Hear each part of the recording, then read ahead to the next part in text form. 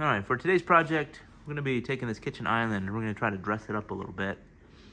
And put some baseboard on it, put some corner bead on it, maybe do some sort of design on the back here and on the sides. So let's get started on that.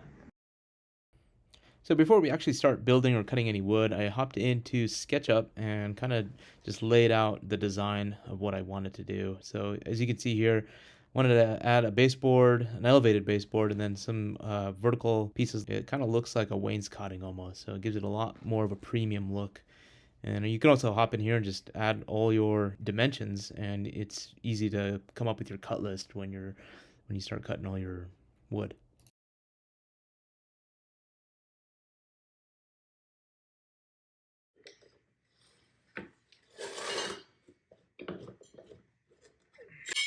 So what I ended up using are these 3.5-inch MDF sticks from Lowe's, and I went with MDF versus actual real wood just because it's stable, it's all straight, there's no warping to deal with or knots or anything like that, and it's fairly cheap too and primed, so the paint goes on a lot easier.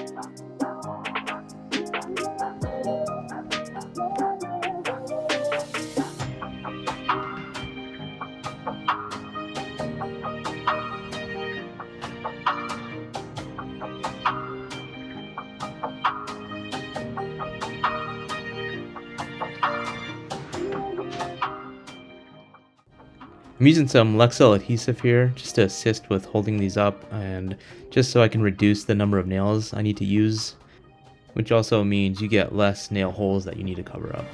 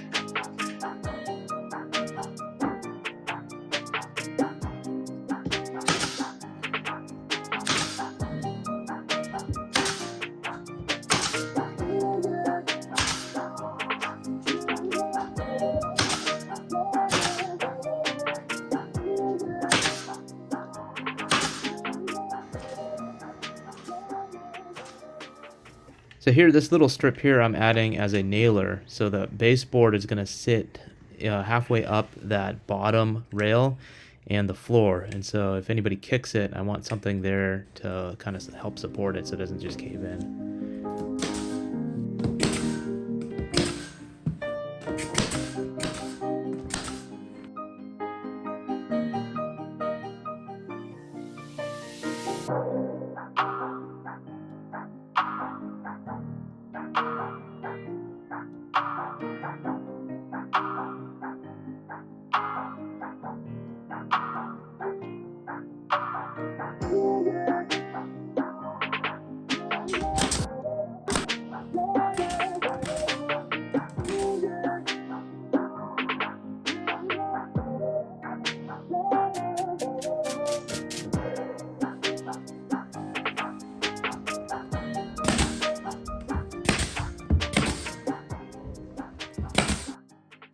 So here I'm using some big stretch caulking to fill in the gaps between where the boards sit against the back of the island. In the seams, like where the miters are or where two boards come together, I'm going to be using a different material there to fill those gaps in.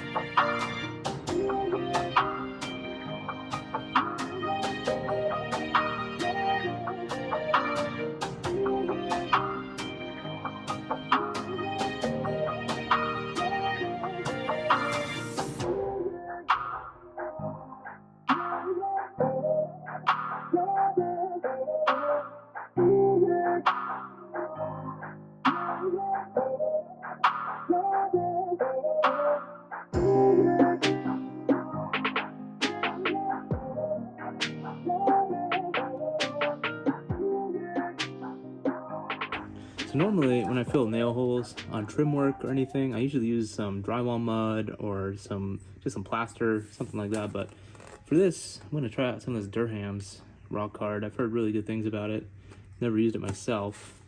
I feel like this is like a lifetime supply of it. I couldn't find a smaller case of it, but let's try it out.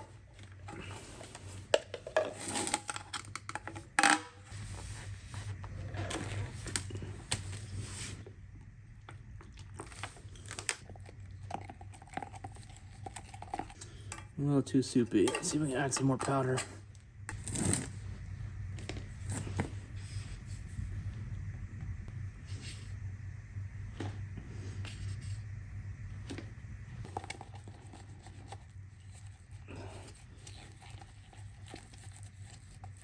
So far, I like just opening a jar of putty and using that. It's pretty messy. And it's hard to get right. It's so soupy.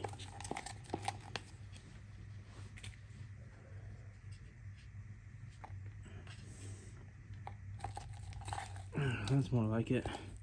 I'm covered in it. All right, let's go start applying it.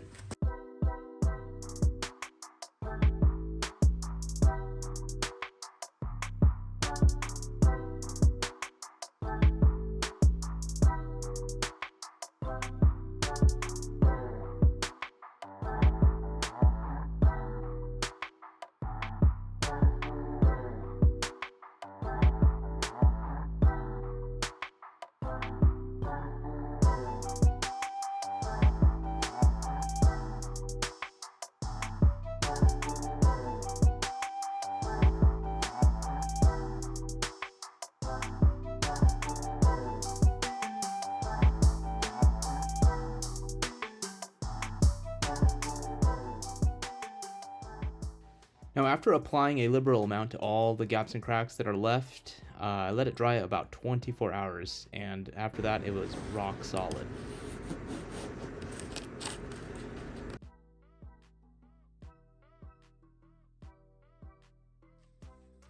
Now, using a fairly coarse sandpaper, I just went ahead and hit all the seams and brought everything into the same plane. So this is a really important step just so you get that seamless look once we paint.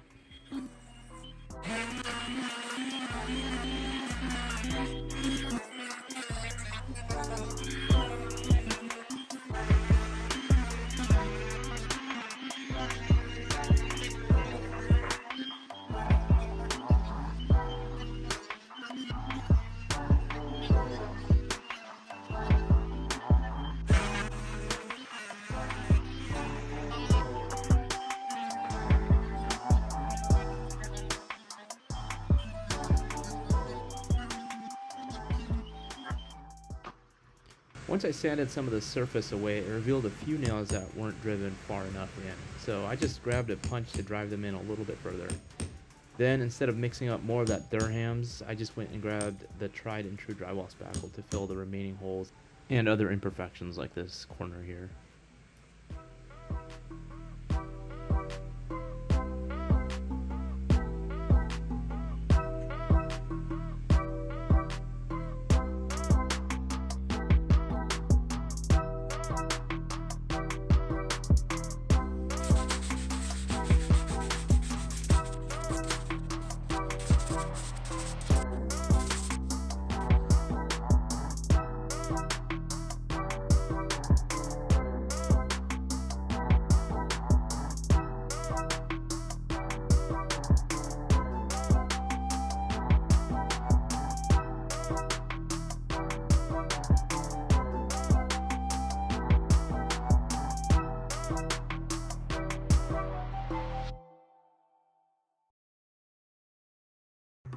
For the paint, I chose a really high quality door and trim paint. It's supposed to be extremely durable to scuffs and dings.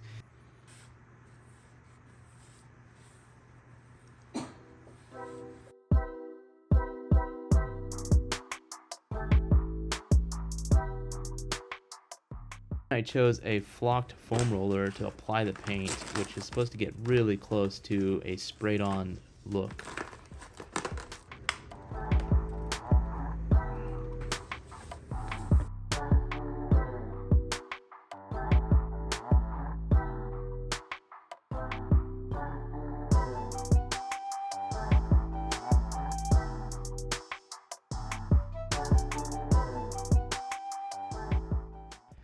Once I let the first coat dry, I noticed a few brush marks, and that's from when I was using that brush to get all the hard to reach spots. And so I just ended up sanding these down and doing another coat with only the foam roller, and that turned out pretty good.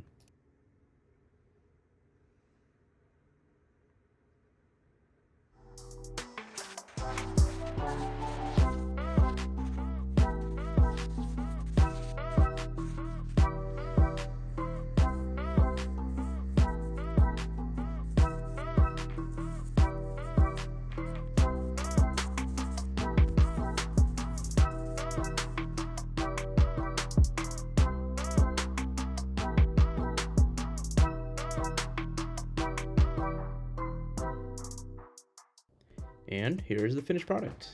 This was a quick and straightforward weekend project that really just gives our kitchen a subtle custom look. I think this also gives the island a much more substantial look, especially like when you compare it to standard finishes that most kitchens get, even in some brand new homes that I've seen.